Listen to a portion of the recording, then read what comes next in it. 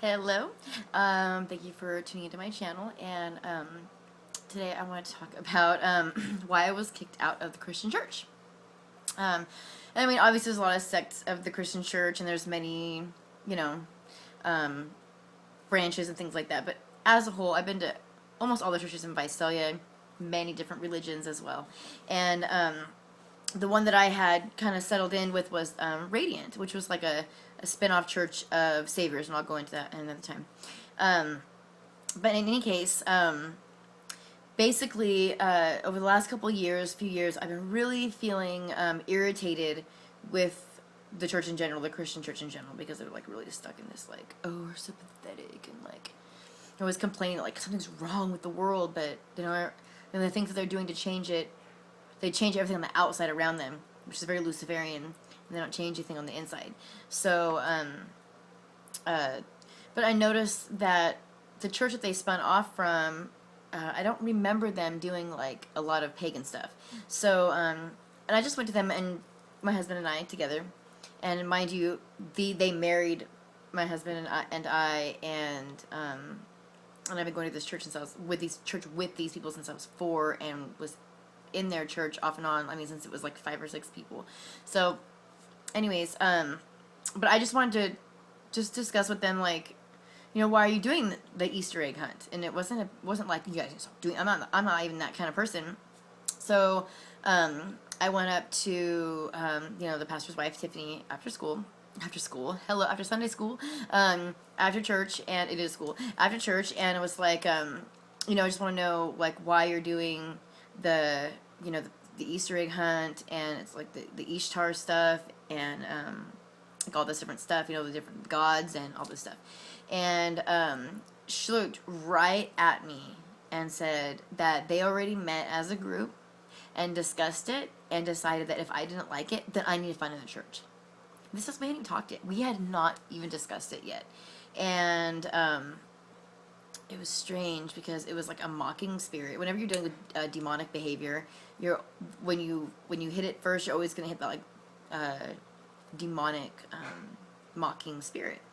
And so it kind of threw me back, because this is what I'm going to do.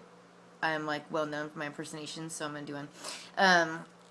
She was basically like, so here's me. I'm like, if you have like maybe some time to sit down and talk about it, we can get into it more depth. I don't want to just brush over it. I'm just talking about like the Easter and then the Easter eggs, and it's not really like a Christian thing. I don't know why we should spend so much time. And she was just like, we do not think that if we hunt Easter eggs and celebrate Easter, that it's going to actually bring Easter down in an egg.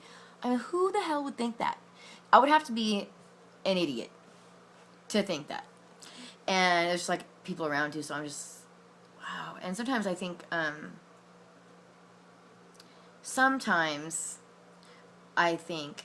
because of the Christian community or the Christianity, that they don't ever think that someone's going to do something crazy, or that you won't have to pay for the way that you treat people, or that people won't act out. And I'm one of those people. I mean, I got pulled out of school when I was like 16 to head like the Kelly Scott committee in town and be a facilitator for amongst peers as a leader and different things, and I hosted a television show. I did all kinds of stuff like that. So it trips me out that these people would actually, and this is like a real white bread church, that these people would single me out and like push me away, mock me in front of everybody. And then, I mean, not only do they not do that, but they won't let me sing. They won't let me play music. They won't let me do... And you're not even allowed to do worship in home groups. Like, it's forbidden to do worship in home groups. How can they say what people do in their homes? Because they're a church, like, they're facilitating some people meeting at home, and that you're not allowed to worship or praise or play music with people, or just, like, maybe share. So, basically, and we were tithing in this church and getting involved, doing, like, Wednesday nights at the park, and, like, when I would... want to get involved, they would say, I need to do home groups and things like that. So we were doing all that. And then, we needed to be married to be accepted in the church. So then they married us, and we did all that kind of stuff. And, it was just, and then we had weird experiences with that, with that too. And I'm not going to get into it, but just like where we felt like people were being, not that they were lying, but they were being deceptive, which is something else. And they were being deceptive on our behalf, and we did not want that. So, there was that, and so she basically, I mean, we tried to go back and forth and round about this, and I mean, it all was just her making fun of me, and my husband was like, wow, like, you know, because I really kept my cool. If you know me, like, I have a tendency to get maybe like demonstrative or very aggressive, and so I actually, you know, was like really holding back and trying to be like, okay, this is cool. This is someone that like I used to look up to, and that was the gist of it. She's like, we're doing this in the name of Jesus. We're doing this for Jesus. And I was like, okay, what does that have to do? What do these eggs have to do with Jesus? And she was just like, oh, the eggs represent the tomb, the empty tomb. And I was like, you know, plastic hasn't been around that long. Well, actually, no. They're because of the leftover eggs from Lent is what it's from. And I've never even seen this individual act like this before. I've never seen Tiffany act like this. And I was just like, Lent? Because Lent's Tammuz. That's a whole different thing. We're getting into, I mean, if you're going to start bringing Lent into it, we're getting into a whole Mardi Gras. We're getting into a whole different thing.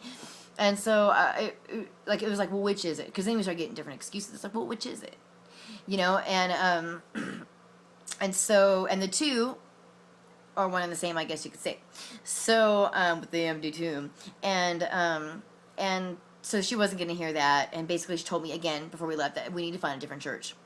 And, so that had really bummed my husband and I. We were distraught for a while over it just because, like, I know what I'm here to do for a long time. I've never known that I was the prophet for a long time, and that I have, even at this incident where I talked with this pastor's wife, I had told her, do you remember the prophecies that I told you about? And she kind of remembered them. And I went over there and she was like, you know, it's true that all this stuff in this book is going to happen, but not now, okay? Not now. Okay? And that's basically what she said. So, I mean, let's just forget about the fact that the prophecies are happening, everything's going down, Jesus is already here. Let's forget about all that. Rapture is almost over. Forget about all that stuff. And let's just talk about the fact that what she just said was, we're going to throw a party in the house before the parents get home. Right before the parents get home, we'll clean house then. That's just adolescent, childlike behavior that they're promoting. And my thing is, aren't we supposed to be set aside? Be not conformed to this world. It's a reason that Easter egg decorations and Christmas decorations are so cheap. Like, there's a reason why a lot of things are so inexpensive if you want to celebrate in Babylon or in the paganism. And so, and I was trying to get that through to her, and there was no way. But there's a awesome part of this story that is the best. So the best part of this story is, so we all went to high school together, and she was in the movie The Addams Family Values. So, and I'm like always been against like all these holidays and stuff like that, and my husband and I always like wear black. I try to wear some tan shirts or like dark, like sage green shirts for my husband to wear to like Sunday church, or I'll try to wear like something with red in it or with color or something, you know. But basically, we just wear a lot of black, you know. So do a lot of, you know, religious leaders or whatever. It doesn't even matter. Colors are very Luciferian anyhow. So, and they always are like, you know, like the plaid shirt and the jean skirt and the cowboy boots, and they always have like they're that real Calvin Klein look. They always got the new latest greatest. All the girls have like big fat diamond rings and stuff like that. So, you know, it's just that kind of place. But everybody's like our age or younger. And my husband's like way old. You know, he's older, so he's older than most people there, and everybody there too, like they're all having lots of babies, whereas I had my baby young after I got married, but I was still very young, so I didn't have any more kids. We didn't really have, you know, a lot of babies, so we're kind of like, well, we really fit in here, but God was leading us to go there, so we're there. We went, and I forgot where I was going with this. I'm sorry, so I guess what irritated. I guess when I talk about things that irritate me, it's like okay, so okay, so she was in the Addams Family Value. You're like, Addams Family Value.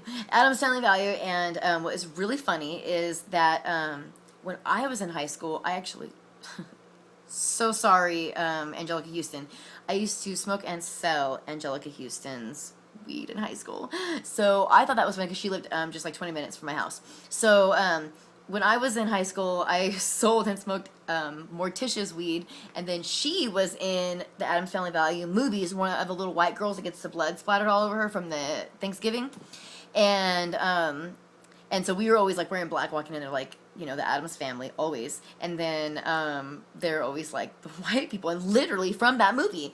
And so we're like literally being kicked out, which I just love, because with the Addams family, if you ever watch those shows, they never bother anybody. The only time they get bothered is when they get people try to exploit them, extort them, like all this different stuff, take their land, whatever it is. They've got like something that grows hair forever, they want to make wigs, whatever it is. It doesn't matter what it is, but the Addams family are always pretty much minding their own business until somebody walks into their trap. So I thought that was really funny. And then there have been, instances where I've been upset with this church. Like, for instance, let's talk about them, for the men doing something, like the men or the church are going to come together, they're going to do something. They're going to go out for Ryan Stillwater. He just got voted Man of the Year from the Chamber or Fox, I don't know. So, they're going to take everybody out to the bar, Buffalo Wild Wings, for beer and wings, on like at nighttime, where they're all getting buzzed, drinking beer, and all of the waitresses are all from the strip club in town that went out of business or are still in business or like whatever. And even some of the waitresses that did not work at the strip club have stripped once or twice on amateur night or just done it because of whatever. And I don't even care about that. I don't even care, because those girls model for me. I don't even care. I've done their weddings. I don't care. I'm not caring about that. I'm just saying it's not where I want my husband to go. And, if it was fair, then that'd be fine. If it was fair, then that would be fine. But it's not fair, see, because when the girls have to get together, when the women's ministry gets together, what do? We go underground and trade old hand-me-down clothes. We don't even get, like, Starbucks. We get Folgers. That's what we do. I mean, even if what they were, like, cater. I think that one time they catered, they did, like, no. That wasn't even it. That was, like, some other thing. No. I mean, so basically, the men go with a bunch of strippers and girls wearing like cute little outfits and short shorts and get weighed on and drinking. And the birthday boy left, right? Because he got twins at home. His wife's not an idiot either. And she said, get your ass home with your family. Do not need to be at the bar. Word out to Amy, because that shit was real. My friend had she got married and her husband had a bachelor party, but her brother-in-laws and stuff wanted to have this bachelor party for him. And they ended up getting a stripper, and my friend's husband said, don't do it, I'm not going to go, it's not my thing, I'm like, it's not going to work out, it's not going to work out. They did it anyway, so they're having a party without the groom. Same thing, they're having a birthday party without the birthday boy, because he had to get his little ass home, and they're all but my favorite part is this, everybody there was drinking, except for my husband, because he's a recovered alcoholic. I say recovered because the drink doesn't deal with drinking anymore, and he's never doing AA or anything like that, but everybody was drinking but my husband. And at the end of this gigantic table, all these men from church being waited on by these young little honeys. At the end of the table, redheaded Pastor Travis, Tiffany's husband, pastor of Radiant Church, and my husband, the incarnation of Abe Lincoln, sitting at, and you got Jesus and Judas. I'm not lying. Jesus and Judas at this table. And it just blew my mind when he was telling me the story too. I'm like, wow. And I was already frustrated because I was like, that's cool. Like, we don't even get to go to like Cafe 210. We don't get to go to like the Blue Room at Fugazi's. Like, we don't get nothing. Is there some place where there's like a bunch of fine ass guys that wait on chicks? Like, we can sit and eat crumpets and drink tea and whatever the hell, like the equality or the equivalent to what men did at the bar, like whatever. I mean, can we get waited on by, like, some surfers and, like, some, handymen or, like, mechanics or something? Is there something we could do? Some, like, the whole freaking village people, let's go. But no, we trade hand-me-downs underground. So I just want to play a little trick. I took my sewing machine. That way all the girls were giving away their clothes that were, like, no good. So they would, like, I would fix them immediately and someone else would get them. So, but that was just my own thing. And I went to a couple of these little, what do they call them? Clothing swaps. So little clothing swaps. It makes me so sick, right? It just makes me so sick. But in any case, they kicked me out of the church. I've been with that church for so long, and they married my husband and I, and all it took was me asking about Easter. I'd done everything else they asked me to do. I gave them money. I gave them my time. My husband gave them his time. We let them use our vehicle when we need their vehicle. I don't even care. I'm not trying to say yay for us. I'm just trying to say, what more could we have done for these people? Other than just shut up and get with the program. And I really thought that these people were going to be like, that this church was going to be like the chosen church because I had so many dreams about it. And in my dreams, though, I'm always getting on to them and telling them, like, get the soup. Where's the soup? You're supposed to have a soup ready. And, like, you're supposed to be doing this. And in my dreams, I'm kind of, like, giving orders and I'm, you know, I'm running things. And so, and I'm always kind of like that wherever I go. But it was just very strange. And now they're in the building that they were in my dream. And I told her, I said, do you remember the building I told you about? And I said, what are you guys doing right now? You're putting the very room up right now. That was in my dream. The very room that we were up in there hiding, peeking out the window, looking at people shooting each other, the complete darkness, and sending scouts out for food and different things, and you're building the room in the very place, in the church that I said it was going to be, and, I mean, they still don't get the prophecy. They still don't get it. So, but I like the Addams family story part of it because I thought that was awesome. Because just because someone wears black doesn't make him evil. That's weird. And I would go before God with any of these women and stand before and be judged in regards to my sovereignty against theirs any day.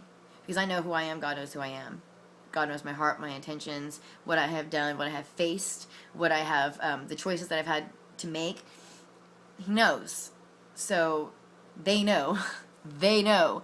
And, like I said, I'm not going to get, like, too vile with it or, like, whatever, but, you know, I even had said to her, you know, I'm a watcher. Like, God's always called me to be an observer. Like, I go to places, I've always gone to places. I go to all the churches in town. I go everywhere. I go to parties. I go everywhere. I see what people are doing. I'm a watcher. I don't always participate. I rarely participate, but I am always watching. And she said, I do that. I do see that. You know, I do kind of see that in you. I understand that in you. So she's like recognizing what I am without recognizing what that means. I'm a watcher. Do you understand what that means? I'll leave you with this.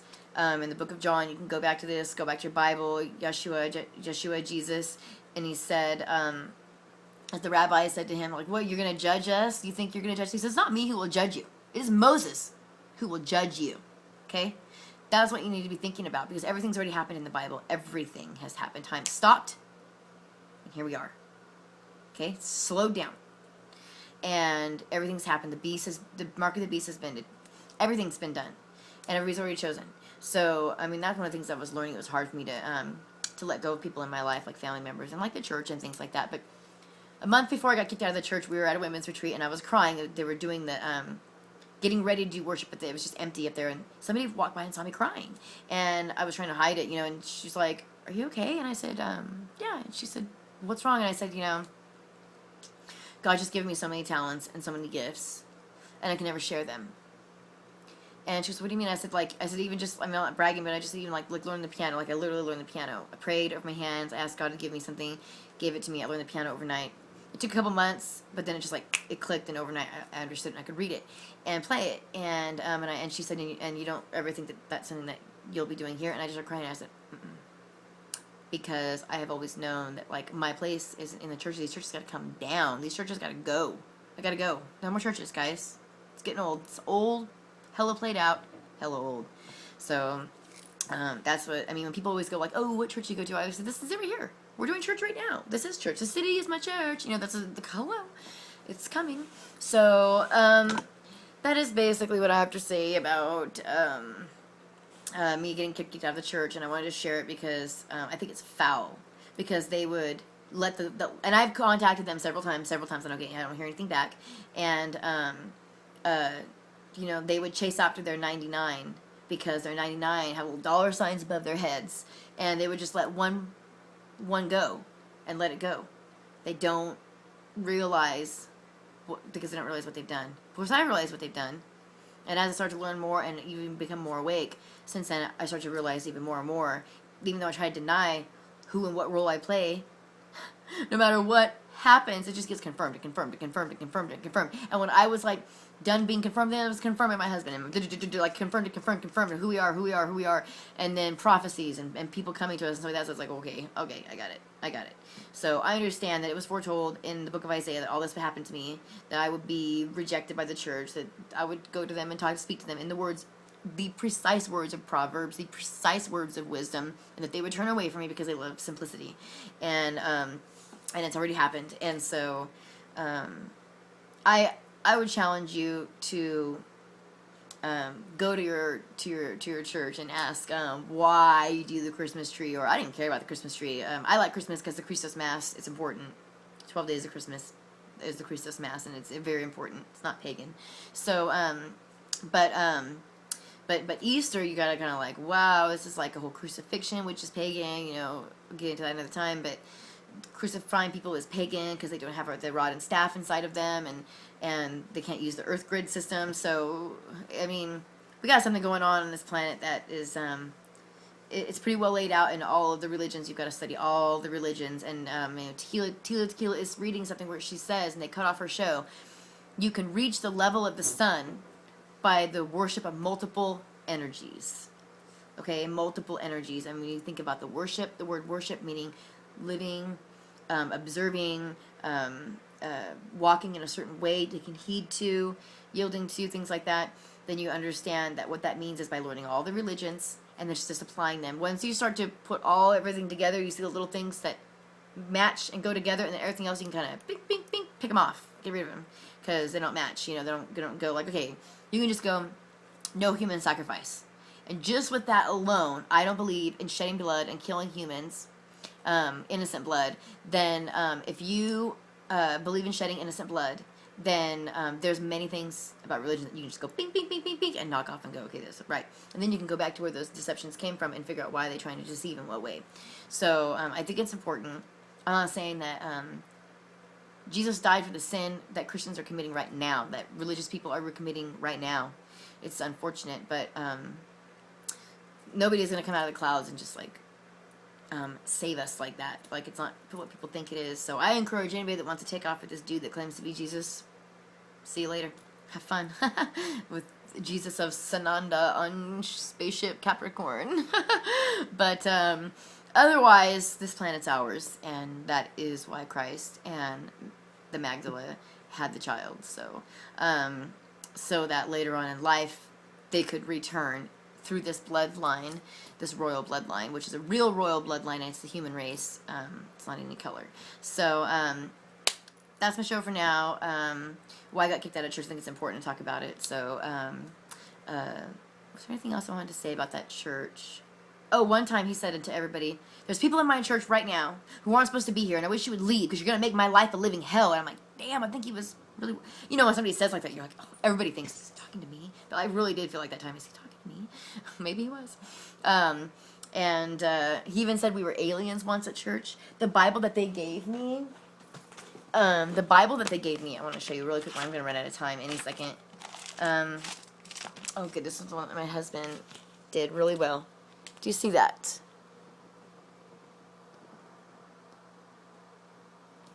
So, are you telling me that Hibiru, like as in Nibiru, is in my Bible? Akhenaten? Job? The whole book of Job is just the sufferings of a noble Babylonian, somewhat reminiscent of Job. But I have questions, but you're not allowed to ask questions about the book that they gave me when I got baptized at a occult KKK Venice Hill site. This is my husband's last name, but yeah, so we're not allowed to ask questions about the very Bible that they gave me, because I had questions. What? Sumerian text? You mean to tell me that every book from this book is just books of other books, and you didn't really know where those books came from? Okay, right, it's cool. Like the Agaritic prayers, to renders a serpent's venom powerless. There's rituals against serpents, rituals against reptiles, I mean, all sorts of Egyptian prophecies, a collection of Sumerian laws. I mean, it just goes on. Akhenaten, and Akhenaten is the beast. I mean, if you do any research on Akhenaten, you will find that I'll do that in another video, but everybody cried because no one would buy nothing no more because they did away with all the gods, and he said he was from the sun, Akhenaten, the sun, Aten. So anyways, very interesting though. This is the book that they gave me, and they would not answer my questions, or they don't even, no way. Head in the sand. That's one burnt ass with your head in the sand, really. But that's okay. That's it. I can't think of anything else that I wanted to say about that church. Other than, I mean, they would do full thing, spend too much time talking about anti-homosexual stuff. Oh my God, I almost forgot. I'm gonna leave it at this. this lady comes to me, and I ask her if she wants to come to church, and she'd been there before, and she's from this other church, Saviors, that I mentioned, the sister church that they branched off from, and I asked her if she wanted to come because she was going to home group, and she said, yeah, I do want to come, and then she said, so this is what she did. It's just really weird. Like, they had a season or something, like a bunch of dead babies. It was like dead babies, stillborns, and just like miscarriages, like tons of dead babies, and now it's like babies everywhere. I don't know, it's just weird. Somebody at church was talking about it. It was just really weird. And I thought that was crazy. That there was like, because we know that there are black magic occultists, like actually doing black magic in this church. Because like, for instance, my cousin's been like fucking dying sick forever, and he's been in this church forever. And then suddenly they want to put flooring in their church, and he gets healed for 3 days, healed, no sickness, puts their floor in, goes back home, deadly ill, back to being deadly ill again. And yet they're supposed to be like, oh, it's a miracle, so you could put our floor in. Fuck that. There's people doing black magic and putting curses on people, and when it don't work out for them, they pull that curse off of you, have you put a floor in, and then put you back. That's what they do. And you think that this is a game, or something, not you, but like people, you know, in the church, they don't see it, they think it's a game, magic isn't real, but there's a real occultist doing real black magic on people. I mean, really, truly. And there was, like, for instance, this Judas, I said, church pastor Travis, who has red hair, who is also House of David, I'm not even going to get into it, never mind, that's so much, but that's what I have to say. I wanted to say that because of the dead babies, tons of dead babies, and then suddenly it's like, you can't even walk down the aisle without tripping over, not literally, but I mean, they're just this baby car seats, you know, like everywhere, and everybody's pregnant all the time, and I mean, that is for sure what that church is known for. So it's really strange that they went through a season of just dead babies, and they even said, like, don't talk about it. We were even told not to talk about it. So that was not the interesting thing. And when they bought the planing mill, which is the Dome City place, when they bought that place, we were also told at Savior's Community by the same person that's at Radiant not to talk about it amongst people in the city because it was extremely controversial, and don't talk about it, and don't mention it. We need to keep it on the down low. And in my dream, this is where they're at, and they bought the Sombreros restaurant because they were supposed to put a soup kitchen in it. But now they're saying they don't have any money, the church is broke, they don't have any money, they can only do it once a week. Come on, that's ridiculous. We're feeding people once a week, we're not a church, you know? That's stupid. So, anyways, that's it. Radiant Church VISALIA. They're named after the very movement that I'm talking about. This Christ consciousness. When Moses went to the mountain, he met God. He was radiant glow. That's what they named their church after, the radiant glow of Moses. Yet I'm bringing the radiant movement in, and they're denying it. So the church denied the prophet. That's a prophecy fulfilled. We are trucking along here. Peace out.